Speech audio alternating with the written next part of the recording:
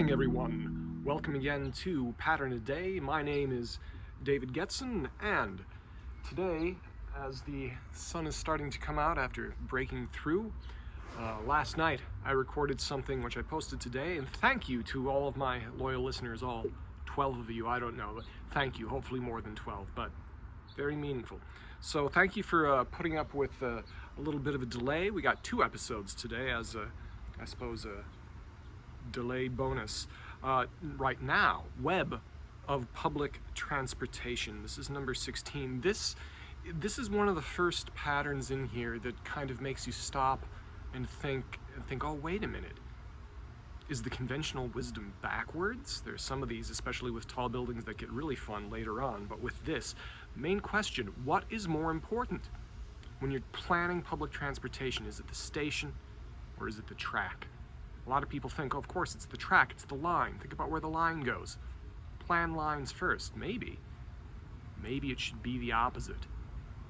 That's what we get into today with this. So, the system of public transportation, the entire web of airplanes, helicopters, hovercraft, trains, boats, ferries, buses, taxis, mini trains, carts, ski lifts, moving sidewalks.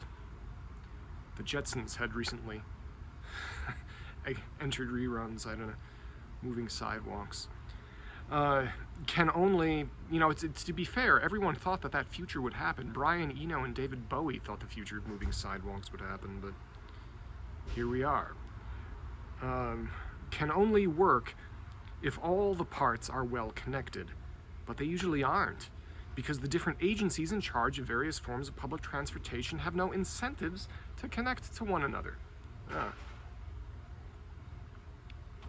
So, therefore, treat interchanges as primary and transportation lines as secondary.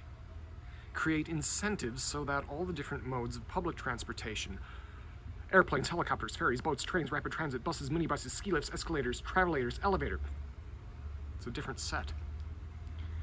Plan their lines to connect the interchanges with the hope that gradually many different lines of many different types will meet at every interchange.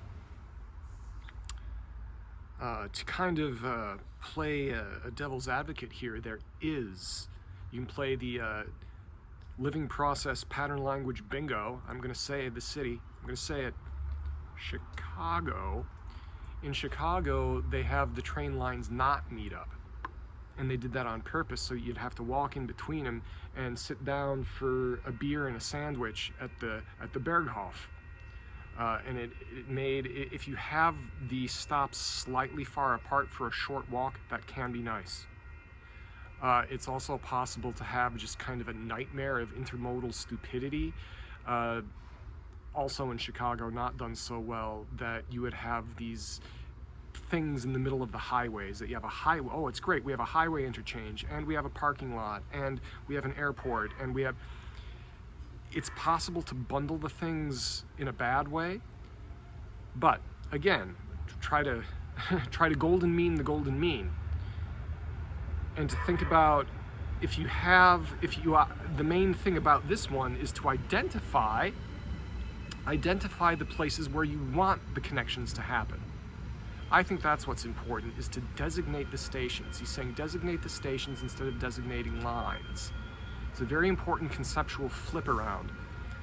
Very, very significant. I don't know if anyone's doing it. And of course, like, share, and subscribe. Comment down below. If you are a public transportation person, if it's your profession, if you're an advocate, anything, if you know of anyone who's doing this node first instead of feet first. So if you're doing it that way, let me know. It'd be very interesting to find out who's doing it like that. It's possible. So he says, give the local communities control. That's another theme, is local control. The pattern's a little bit further back with the local communities that we were talking about a couple of patterns back with local property taxes. This is another thing that could be in their bailiwick, is to have the local residents vote on where they think their little transportation thing should be. Give the local communities control over their interchanges so that they can implement the pattern by giving contracts only to those transportation companies which are willing to serve these interchanges. It's an interesting idea. What would happen if we did it that way, instead of having a county-wide or statewide jurisdiction say where the stations go. This is very radical. To have an emergent quality to say, have it be up to each neighborhood in each ward to declare where things go, and then you let the state planning agencies connect the dots. That would make a lot of state planning agencies very nervous, maybe. Say, that's not going to come out right.